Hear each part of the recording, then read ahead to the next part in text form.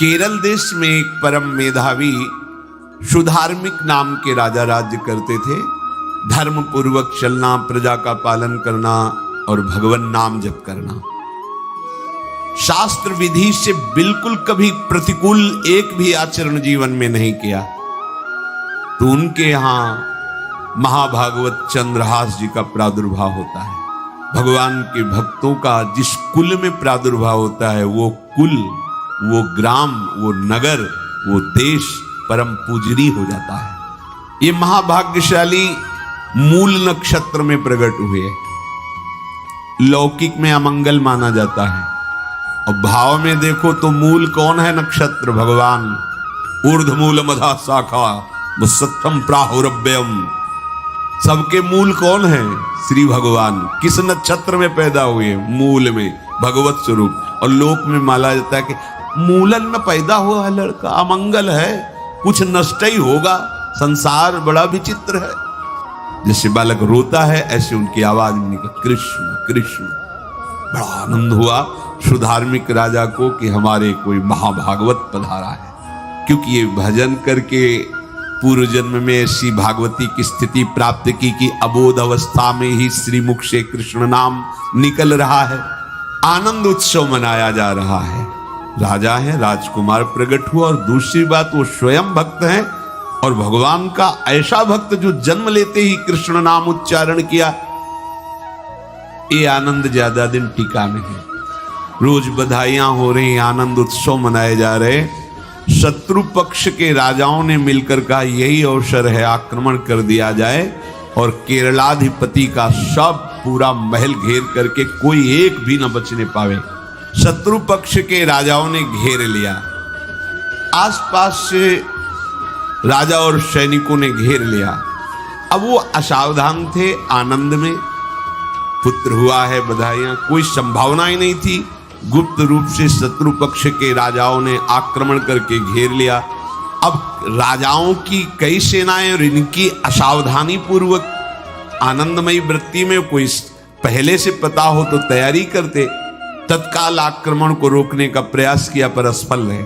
इनके सैनिक भी मारे गए, राजा भी मारे गए, राजमहल को घेर लिया गया, कोई भी एक भी बच के न जाने पावे। तो राजमाता जिनसे चंद्रहास जी का प्रादुर्भाव हुआ था, उन्होंने धाय मां को कहा कि मेरे पुत्र को बचाने में तुम समर्थ हो, मेरे तो प्राण नहीं बचेंगे, अगर ये लोग नहीं मारते तो मैं अपने पति के शव के साथ सती हो जाऊंगी। पहले ऐसी धार्मिक निष्ठा माताओं बहनों में होती थी कि धाय मां ने विचार किया कैसे बचा सकती हूं, आसपास तो सब सैनिक घेरे हुए हैं।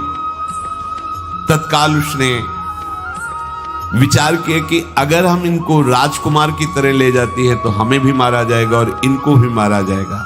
देखो कितनी विपत्ति जन्म लेते हैं। कोई प्रश्न कर सकता है कि महाभागवत जिनके घर में प्रकट हो तो वहां धन वैभव सुख संपत्ति बढ़नी चाहिए, यहां तो जन्म से ही जैसे वहां माता पधार, ये क्या है? तो श्री भगवान स्वयं कह रहे हैं यस्य तुष्टो रहम पार्थ वित्तम तस्य हराम्यहम करोमि बंधु विच्छेदम सच कष्टेन जीवति। हे अर्जुन, मैं जिस पर बहुत प्रसन्न होता हूं, आप अपने ऊपर भगवान को बहुत प्रसन्न करना चाहते हैं, बहुत प्रसन्न करने में ये है, देख लो। कह रहे जिस पर मैं बहुत प्रसन्न होता हूं, सबसे पहले उसका ऐश्वर्य नष्ट करता हूं। फिर क्या करता हूं? फिर बंधु बांधवों का, फिर क्या करता हूं? असाध्य रोग उसके शरीर में। बोले महाराज ये तुम प्रसन्न हुए हो कि पूरे के पूरे नाराज हो गए हो? बोले यही मेरी प्रसन्नता है। क्या? माया का नाश। अब एकमात्र भरोसा केवल भगवान का, दूसरा कोई। ये सबको पसंद नहीं आएगा। सब तो उस भगवान की भक्ति चाहते हैं कि अगरबत्ती धूपबत्ती तन मन धन सब तेरा स्वामी, क्या लागे मेरा। पर अंदर से कह रहे सब तन मन धन सब मेरा, क्या लागे तेरा। ऐसे तो चलेगी भक्ति। लेकिन कई बार सत्संग में पीछे धाम में कहा था कि भगवान को रिझाकर लोक मांगोगे तो चैन से रह लोगे, और अगर उनसे प्यार करने की बात मन में ठानी कि बस मुझे केवल आपकी आंखों में आंखों को मिला करके जीवन व्यतीत करना है, मुझे और कुछ नहीं चाहिए, तो फिर लाडले आपको दुशरिहा का कोई आश्रय रहने नहीं देंगे। ध्यान रखना, जितने दुशरिहा होंगे तो ये बर्दाश्त हो तो कदम आगे बढ़ावे। बहुत प्रसन्न हो जाओ ठाकुर हम पे तो कह रहे यस्य तुष्टो हम पार्थ वित्तम तस्य हराम में हम करोमि बंधु विच्छेदम सच कष्टेन जीवती।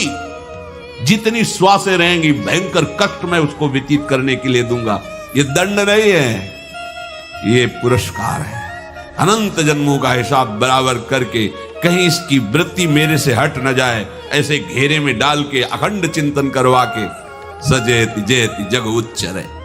जाको करत श्याम सहाई प्रथम वर्णो कृपा क्रम हो विषय मूल गवाई।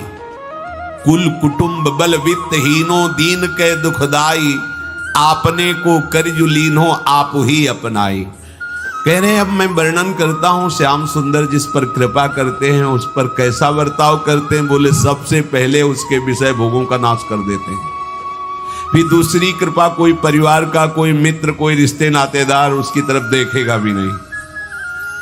फिर ऐसा दुख प्रदान करते हैं कि केवल एक भरोसा रह जाता है, एक भरोसो एक बल एक आस विश्वास, बस नाथ आपके सिवा हमारा कोई नहीं। बस वहीं से जो चमत्कार प्रकट होता है, त्रिभुवन में कोई उसकी समानता नहीं कर सकता जिस पर ठाकुर की कृपा है।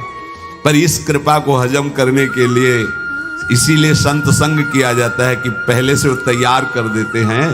जैसे आर्मी की ट्रेनिंग होती है ना, ट्रेनिंग के बाद भी बॉर्डर में लगाया जाता है, ऐसे ही संतजन ये ट्रेनिंग देते हैं। अब जो टिके तो टिके, नहीं तो घर बैठे जाके। अगर टिक गया तो गुरु मेहरबान तो चेला पहलवान, भगवान भी परास्त नहीं कर सकते। उसमें ऐसी सामर्थ्य आ जाती है कि हर प्रभु के द्वारा दिए गए विधान को हंस करके स्वीकार कर लेता है। और ऐसा नहीं कि उसको कष्ट होता है, ये लोक भाषा में भगवान कह रहे हैं सच कष्टेन जीविता। नहीं तो जिस चिदानंद में वो सुख भोगता है वो ब्रह्मा को भी नहीं प्राप्त है जो भक्त को प्राप्त होता है। भक्त का वैभव दिव्य होता है, चिदानंद में होता है। ये तो पापियों के पास भी वैभव है, रुपया पैसा कुटुंब परिवार। भगवान के दास के पास जो वैभव होता है वो अचिंत्य है, तुम चिंतन भी नहीं कर सकते, ऐसा वैभव होता है। धाय माने सेविका का रूप तत्काल लिया, जैसे पोछा झाड़ू लगाने वाली, और कुछ दोने पत्तल डाले, उनके नीचे चंद्रहास जी को डाला, ऊपर से करके इसे माथे पे रख के निकली।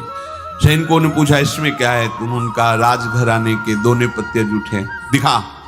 ऐसे नीचे किया तो देखा सब ऊपर जूठन पड़ा। हाँ चल निकल जल्दी, भाग यहां से निकल।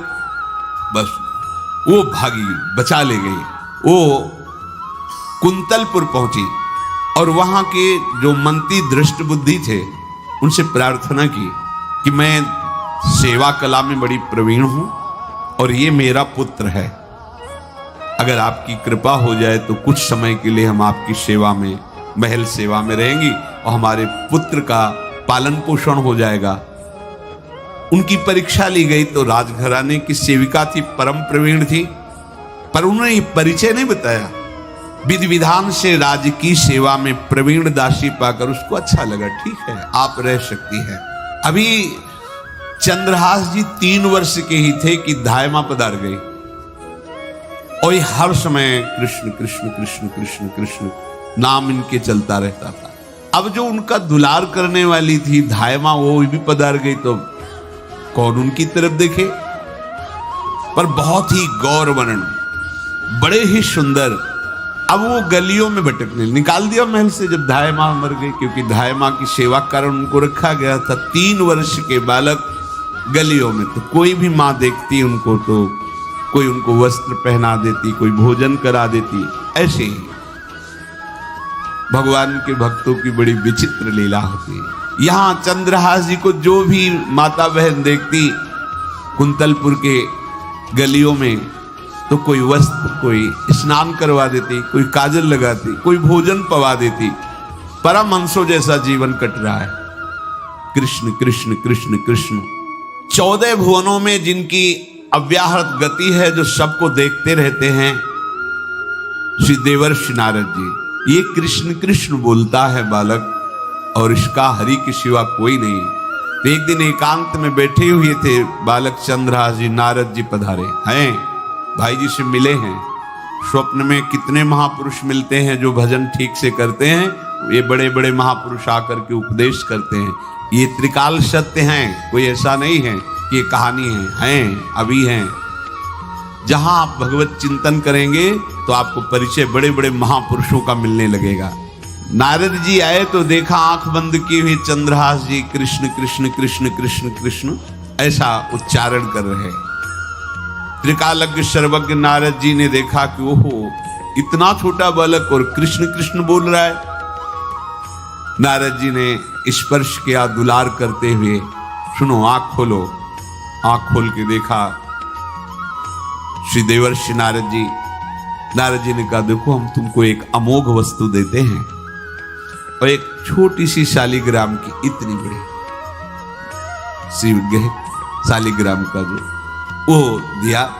बोले धो के पी लेना और दिखा के पा लेना, यही तुम्हारी सेवा पद्धति है। अर्थात स्नान करा दिया और जो तुम्हें मिले इनको अर्पित। तो उन्होंने विचार किया कि धोने के लिए, स्नान कराने के लिए पात्र चाहिए, भोग लगाने के लिए पात्र चाहिए। तो जैसे कोई पान की बीड़ी नहीं, तो ऐसे कपोल में शालिग्राम को रखे रहते हैं। पात्र ही नहीं, कोई सिंहासन ही नहीं, यही धुल गए। चरणामृत अंदर जा रहा, जब पाएंगे तो यही पा लेंगे साइड में ऐसे करके, फिर निकाल के धो। यहां कपोल में रखते छोटे से शालिग्राम चंद्रहास जी, और उपदेश किया भगवान के मंत्र का। जब कोई भगवत प्राप्ति के लिए चलता है तो भगवान ही गुरु रूप से प्राप्त होते हैं, वहां तक तुम्हें पहुंचा देते हैं या उन महापुरुष को आपसे मिला देते हैं। जब कोई भगवत प्राप्ति के लिए जहां चलता है तो ये भगवान अपनी तरफ से कृपा करते हैं। ये दृष्ट बुद्धि के जो महल में धायमान ने इनका आश्रय स्वीकार करवाया था, उसके एक पुत्र थे मदन जी, वो बड़े भागवत थे। और एक पुत्री थी जिसका नाम था विषया, वो बड़ी सुंदर थी, अभी छोटी अवस्था की थी। मदन जी का स्वभाव था भक्तों को भोजन पवाना। जो भगवत भाव के जन होते हैं उनके हृदय में ऐसा उत्साह होता रहता है कि जो वैष्णव हैं, संत जन हैं, इनको भोजन पवाने का मतलब श्री भगवान को भोजन पवाना। भक्तमाल में भी वर्णन है कि जैसे गर्भवती माँ को आप कुछ भी पवाओ तो बालक की पुष्टता अपने आप होती है, ऐसे संतों के हृदय में भगवान विराजमान प्रगट रूप से हैं। जब हम संतों को भगवत भाव से भोग पवाते हैं तो साक्षात भगवान ही पाते हैं। वो मदन थे भगवत भाव के, तो उन्होंने बुलाया बड़े बड़े भक्तों को और ब्राह्मणों को। जब ब्राह्मण और भक्त पा रहे थे तो खेलते खेलते चंद्रहास जी भी वहीं चले गए और उन्होंने भी वहां प्रसाद पाया। अब बड़े बड़े ब्राह्मणों में एक ज्योतिषाचार्य थे। दृष्ट बुद्धि जी ने हाथ जोड़कर प्रणाम किया और अपने परिवार को प्रणाम करवाया और कहा, यह हमारी पुत्री है। दृष्ट बुद्धि जी ने कहा, आप इसका हाथ देकर बताइए इसको वर कैसा मिलेगा, कैसा ऐश्वर्य होगा। दृष्ट बुद्धि मतलब दुष्ट बुद्धि, ऐसा ही था वो। पर बड़ा विचित्र खेल है, इसकी बुद्धि एकदम विपरीत और पुत्र महाभागवत। भगवान का खेल है, वो भक्ति विरुद्ध और पुत्र भागवत। उन्होंने कहा वर, ऐसे दृष्टि डाली चंद्रहास जी वहीं पार, वो है इसका वर। वो इसे धाय का एक दासी का लड़का हमारी पुत्री का वर बने। बोले शायद आपने ध्यानपूर्वक रेखा नहीं देखी, वो हम देख लिए, यही है तुम्हारी पुत्री का वर। दृष्ट बुद्धि ने विचार किया कि एक भिखमंगा हमारी राजकुमारी पुत्री का दूल्हा बनेगा। पंडित जी को तो दक्षिणा दी, विदा किया और सैनिकों से कहा घर से निकलने न पावे बालक, क्योंकि ज्योतिष पक्की, ज्योतिष शास्त्र सत्य है पर उसका सम्यक ज्ञान होना चाहिए। भला मुझ सम्राट के मंत्री की पुत्री, वो महामंत्री है दृष्ट बुद्धि, और ये एक भिखमंगा कैसे हो सकता है? बड़ा हृदय में जलन हुआ, ये तो बड़ी अपकीर्ति और दुर्भाग्य का विषय होगा, इसी को मरवा डालते हैं, काम खत्म हो जाएगा। निश्चय किया और जल्लादों को बुलाया और कहा, ये बालक जो पंगत में भोग पा रहा है, इसको ले जाओ और जंगल में मार के, और इसका कोई अंग हमें काट के दिखाओ कि हम मार, मतलब पक्का मार देना है। क्योंकि वो इतने सुंदर थे, इतने सुशील थे, इतने प्यारे लगते थे कि कोई भी मारने के लिए तैयार। इसीलिए उसने शर्त रखी, इनका अंग काट करके हमको प्रमाण में दिखाया जाए कि मार दिए गए हैं। चांडालों ने हाथ पकड़ा चंद्रहास जी को, लेकिन चंद्रहास जी का स्पर्श करते हुए उनको ऐसा दुलार होने लगा हृदय में, जैसे मां को अपने बच्चे से दुलार होता है। स्पर्श करते, दरस परस अघनाश, भक्त का स्पर्श ही पापों का नाश कर देता है। वो दो जल्लाद आपस में कहने लगे, भाई जीवन हो गया लोगों को मारते हुए, कभी कोई पुण्य का काम नहीं। ये देखो भक्त संग का प्रभाव। इस सुकुमार विशाल नेत्र, कैसा सुंदर बालक जो हमारे चित्त को चुरा रहा है, इस दुष्ट बुद्धि मंत्री ने आदेश किया मारने का, भला इससे क्या बिगाड़ा इनका, क्यों मारना चाहता है?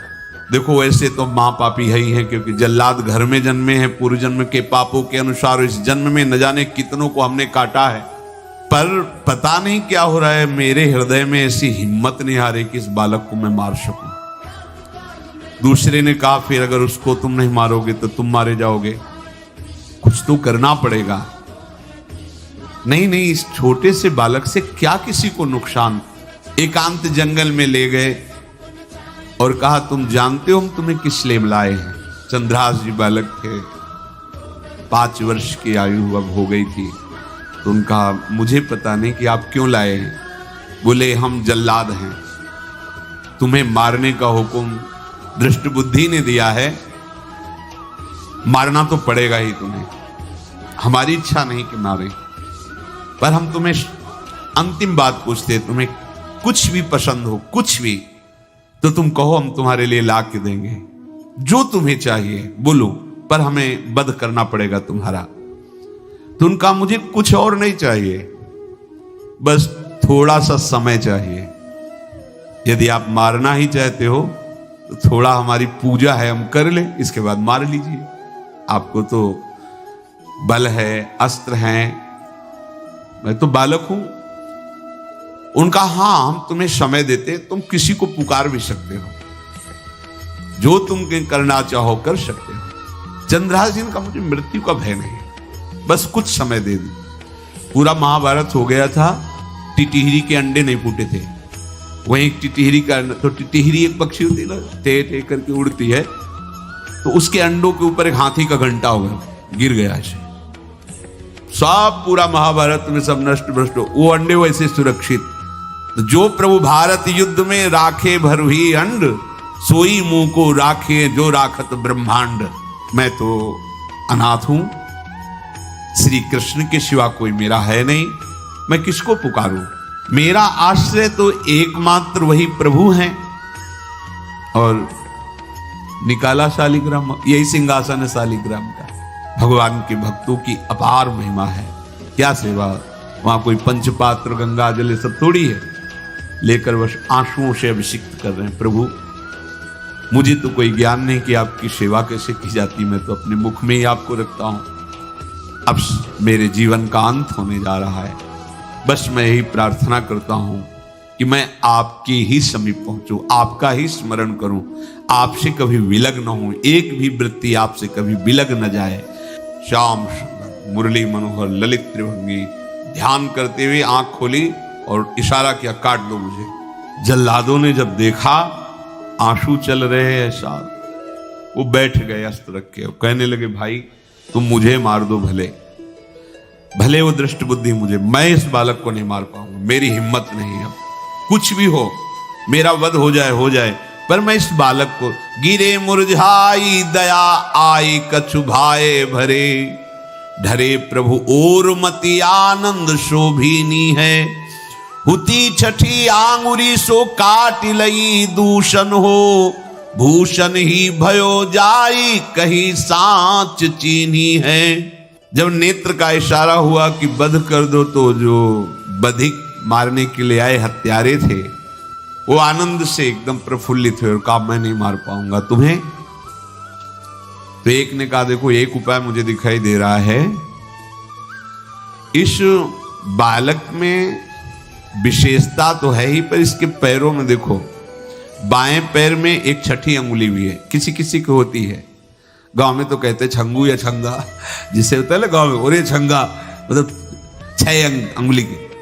बोले इसको अगर काट लेते हैं तो प्रमाण भी सत्य, जिसकी कसम खवाएगा मैं खा लूंगा कि ये चंद्रहास जी की है, और मैं मार दिया। और कौन इस बालक को ढूंढेगा, जंगल में छोड़ देते हैं, अपनी तो सामर्थ्य नहीं।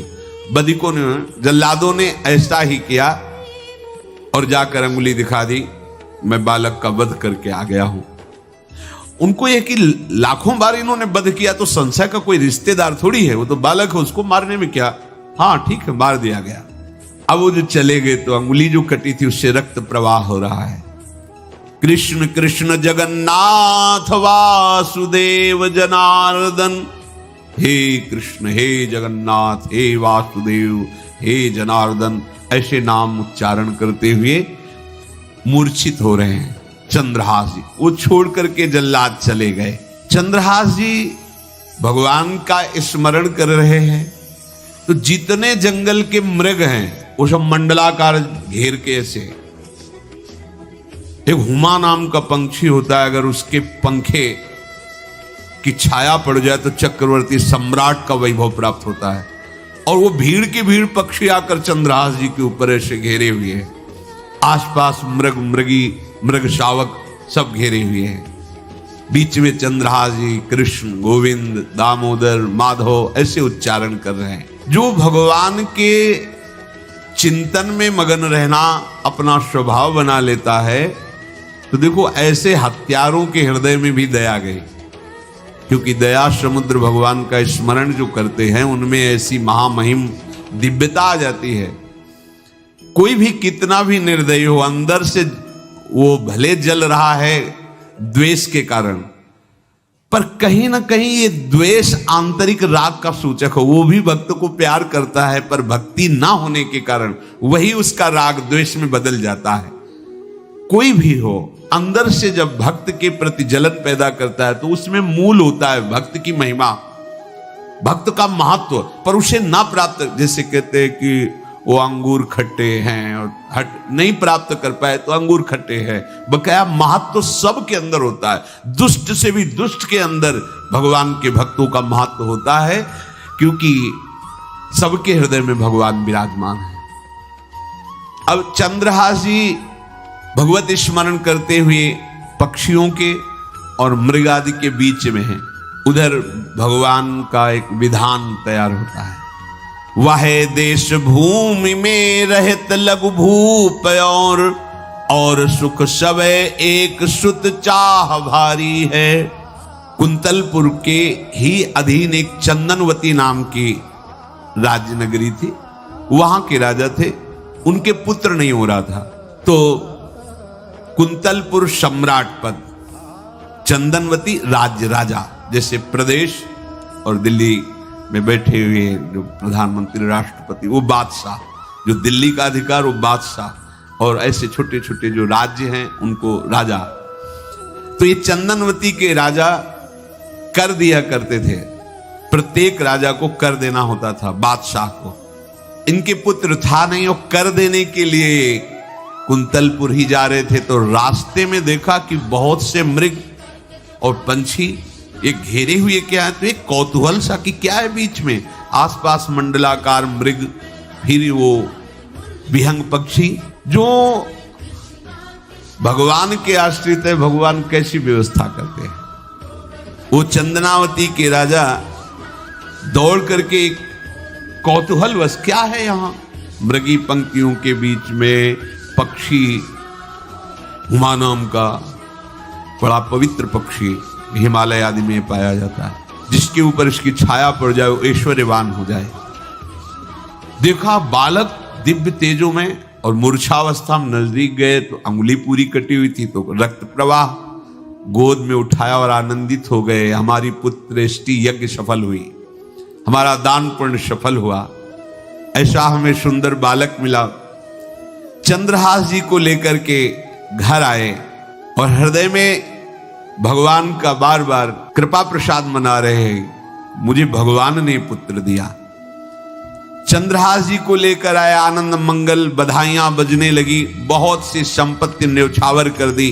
5 वर्ष के चंद्रहास जी हैं। पूछा बेटा तुम्हारे माता पिता कौन है? कहा श्री कृष्ण। परिवार में कौन है? श्री कृष्ण। मतलब तुम्हारा कोई नहीं है? नहीं है, श्री कृष्ण। समझ गए कि भगवान ही हमें कृपा करके ऐसे महाभागवत पुत्र को दिया। और है कौन? वास्तविक कोई नहीं, श्री कृष्ण के सिवा। बड़ा उत्सव मनाया और अपने राज सिंहासन का अग्रिम अधिकारी युवराज पद चंद्रहास जी को। अब तो पूरे राज्य में आनंद की वर्षा हो रही। राजा मन में विचार कर रहे हैं कि ऐसा प्रतापी भक्त हमारे यहां आया है, अब हमको किसी को कर देने की जरूरत नहीं। तो जो हर महीने वर्ष में जो बंधा हुआ कर था उन्होंने नहीं दिया। 1 बार 2 बार 3 बार जब कर नहीं पहुंचा तो सम्राट ने आदेश किया मंत्री को कि चंदनावती से कराना बंद हो गया है। क्या बात है? यदि वो अहंकार से युक्त हो तो आक्रमण करके नष्ट करो, यदि समस्या है तो उसका सहयोग करो। बादशाह के आदेश से वहां दृष्ट बुद्धि पहुंचे तो युवराज पद पर चंद्रहास जी विराज, जिनको मारने के लिए जल्लादों के हाथ में दे दिया था। पूरे पूर्वासी ऐसा प्रभाव चंद्रहास जी का है कि सब कृष्ण भजन करते हैं, सब आनंद में मगन रहते हैं। चंद्रहास जी थोड़ा सयाने हो गए थे तो पूर्ववासियों को उपदेश देते, 1 बार हमारे राज्य में भोजन पाया जाएगा 24 घंटे में, और सबके घरों से आरती की शंखनाद घंटानाद सुनाई देना चाहिए। सबके यहां शाम के रोज नाम कीर्तन और भगवत कथा होनी चाहिए, क्योंकि आयुष्यम चपलम तादृक जल बुद्बुद सन्निभम चिंतयध्वम जनामूढ़ा माधवम वर्षम सुस्थिरम। भाइयों, ये आयु बड़ी चंचल है, कब शरीर छूट जाए पता नहीं, पानी का बुलबुला कब फूट जाए कोई पता नहीं। इसलिए माधव श्री कृष्ण का नाम कीर्तन, उनकी आरती पूजा, उनका ध्यान और 1 टाइम भोजन पूरे नगर में। अब सोचो कितना भक्ति का प्रभाव होता है। पूरा नगर में हर घर में आरती पूजा कीर्तन। चक्रवर्ती सम्राट के लक्षण स्वाभाविक चंद्रहास जी में प्रकट होते थे।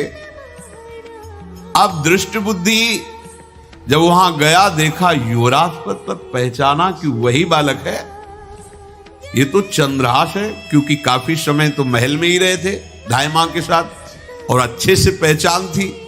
अब उन्होंने विचार किया कि ये तो बहुत अनिष्ट हो गया, हमने तो मारना निश्चित किया था और जल्लादों ने इसको छोड़ दिया और अब तो ये राजा का राजकुमार बन गया। तो राजा से कहा कि पहली बात, युवराज पद पर बैठालने के पहले तुम्हें सम्राट को सूचना देनी चाहिए थी। दूसरी बात, अभी तक तुमने कर नहीं दिया। जानते हो कि अगर सम्राट का भाव बदल गया तो एक क्षण में तुम्हारे राज्य को नष्ट कर दिया जाएगा। तो राजा ने हाथ जोड़कर चंदनावती के राजा ने कहा, महाराज आप ही अब हमारी रक्षा कर सकते हो। तो उसकी दृष्टि चंद्रहास पर थी, इसको मरवाना है, क्योंकि पंडित ने बताया था यही पति बनेगा।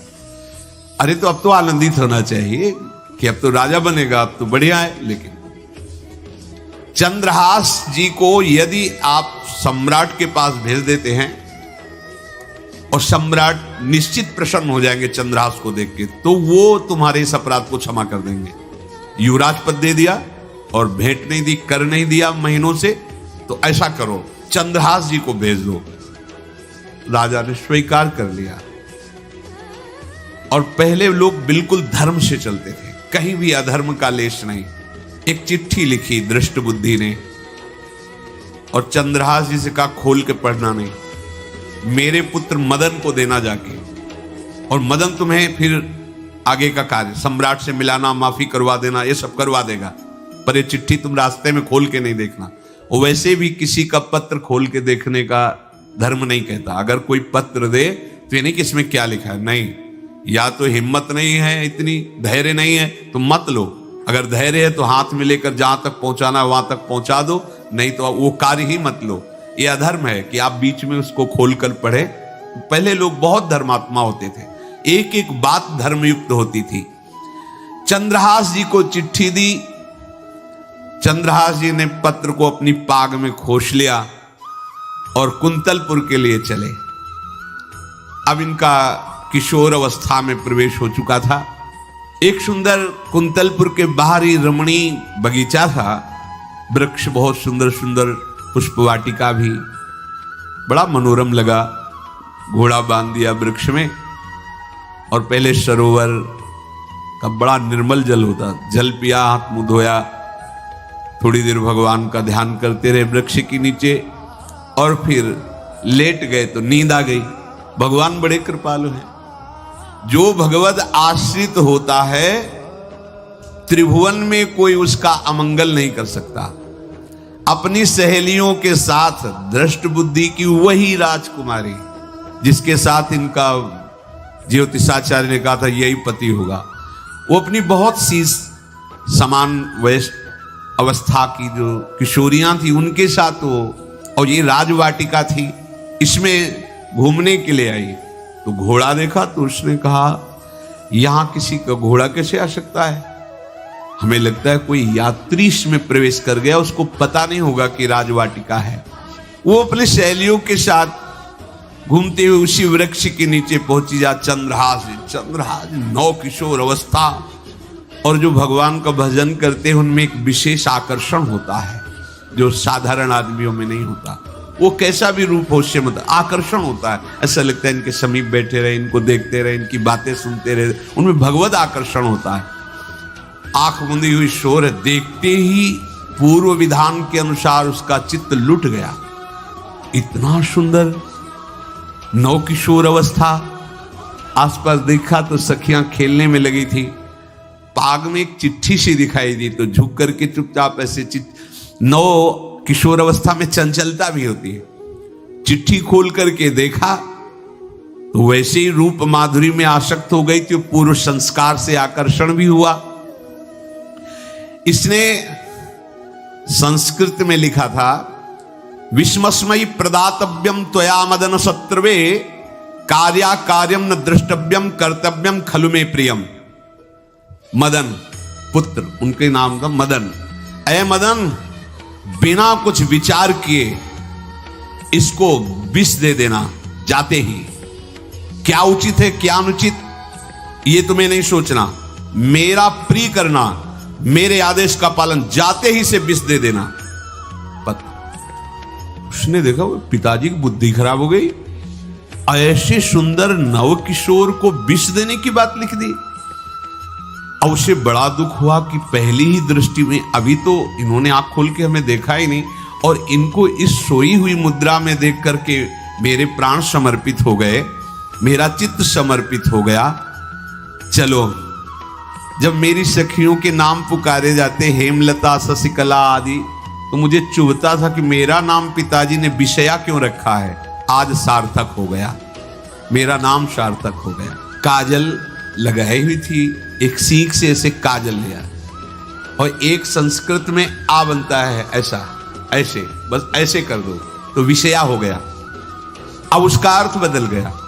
हे मदन, उचित अनुचित का विचार छोड़कर जाते ही इसे विषया प्रदान कर दो, ये मेरा प्रिय कार्य होगा। विषय पुत्री भगवान है, जैसी हो भवतव्यता तैसी बने सहाय, आप ना आवे आप परताई तहां ले जाए।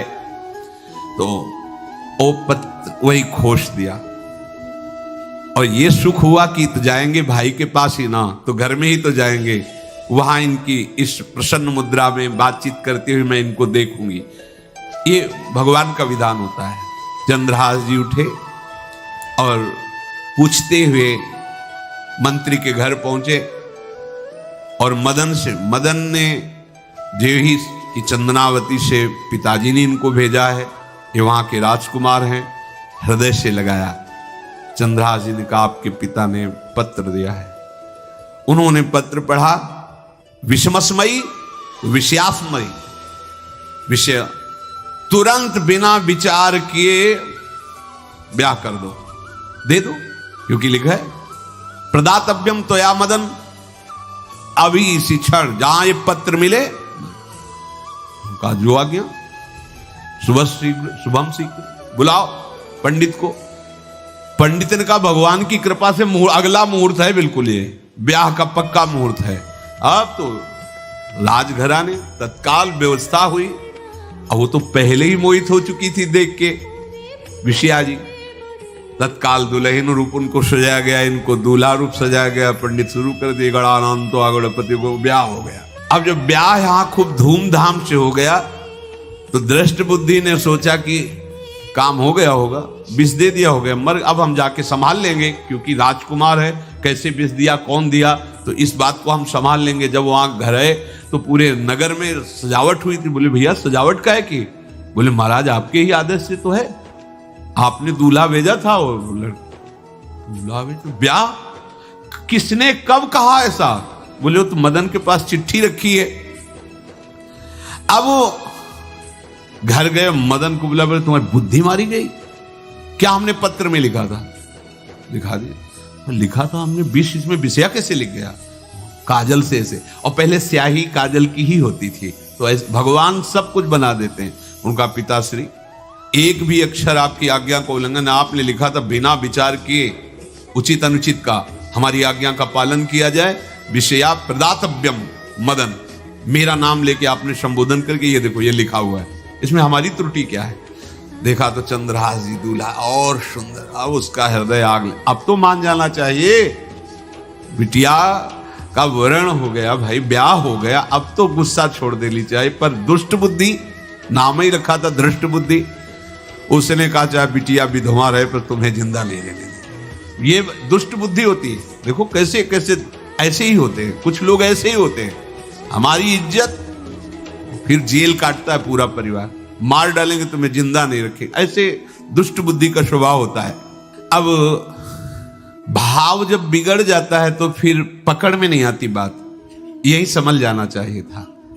चरणों में प्रणाम करके कि अब तो तुम हमारे बेटे के समान हो, ये भी राज्य तुम्हारा, वो भी आनंद लो।